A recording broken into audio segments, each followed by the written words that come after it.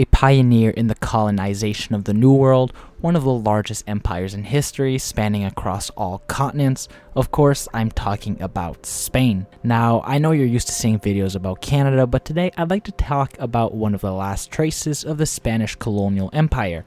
And you've guessed it from the title, I'm talking about these two Spanish cities in North Africa. And unlike some strange borders, these two cities aren't really close to mainland Spain. Heck, there's the Strait of Gibraltar separating them. So why are they still considered part of Spain? Make sure you're subscribed and let's get right into it.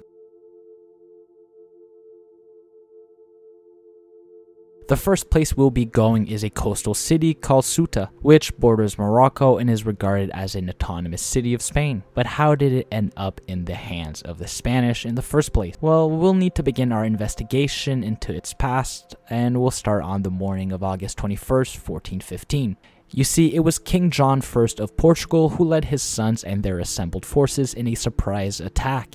The 45,000 men who traveled on 200 Portuguese ships caught the defenders of Ceuta off guard and suffered only 8 casualties. This date would later be known as the Conquest of Ceuta. However, this was not done by the Spanish, of course, and by dusk, the town had been taken by the Portuguese. But after a dozen or so years, the colony of Ceuta was quickly straining the Portuguese finances and was viewed as worthless on its own. This encouraged Portuguese expansion throughout the Maghreb. Nevertheless, an event occurred that would permanently alter the city's directories forever: the Portuguese succession crisis of 1580, which resulted in the Iberian Union, which is a union of Portugal and Spain. A large number of Spanish settlers actually settled in Ceuta between 1580 and 1640 during the Iberian Union. However, after Portugal recovered its freedom in the Portuguese Restoration War of 1640, Ceuta was the only city in the Portuguese Empire to support Spain, and the city was officially given to Spain in 1668 with the Lisbon Treaty. It's important to note that at this point, Morocco was still a colony of Spain.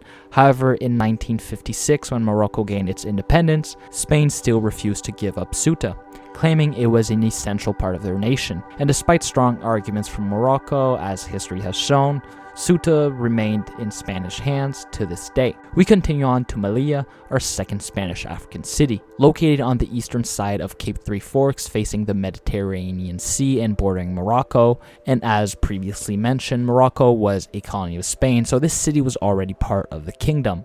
However, Spain went one step further and established several treaties with Morocco in the middle and late 1800s. At that time, Melilla served as a trading post between Spanish and the Algerian border, with the main exports being goat skins, eggs, and beeswax. A Hispano-Moroccan agreement made in Fez in 1866 stated that both parties would permit the establishment of a customs office close to the border with Melilla, to be run by Moroccan officials. After the 1859-1860 war, Melilla was granted a new perimeter by the Treaty of Peace with Morocco, which increased its size to the 12 kilometer squares that the autonomous city presently occupies. And now, given that one of the cities is a choke point for the Gibraltar Strait and the other is a historically significant trading hub, it's evident that Spain has a significant economic stake in the area and wasn't prepared to just give it up during the decolonization process. You see, throughout the 1900s, the city was actually involved in numerous wars between Spanish and Berber forces, which forced Spain to close and reopen its mines on many occasions.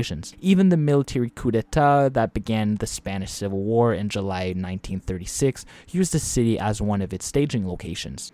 And to further the Spanish incursions in the city, the royal Spanish family made their first visit to Melilla in 80 years in 2007 when they paid the city a visit. And in case you were wondering, yes, the government of Morocco, who continues to contest this territory, did protest strongly in response to this. Even now, there appears to be some dispute, with Morocco even shutting down the customs office near Melilla, which had been in existence since the middle of the 9th century, without even consulting Spain. As you can see, there still appears to be some type of conflict between these two nations. Spain has a strong economic interest in the area. Meanwhile, Melilla's position in the region gives them even more influence on the political and economic front. On the other hand, Morocco contends that this area is legally theirs and was only taken because of its prime location. What I'm interested in knowing, though, is your opinion on these two cities. They were formerly mostly used for trade and even now have a very low population. Therefore, should they still be governed by Spain? Let me know in the comments and I'll see you on the next one.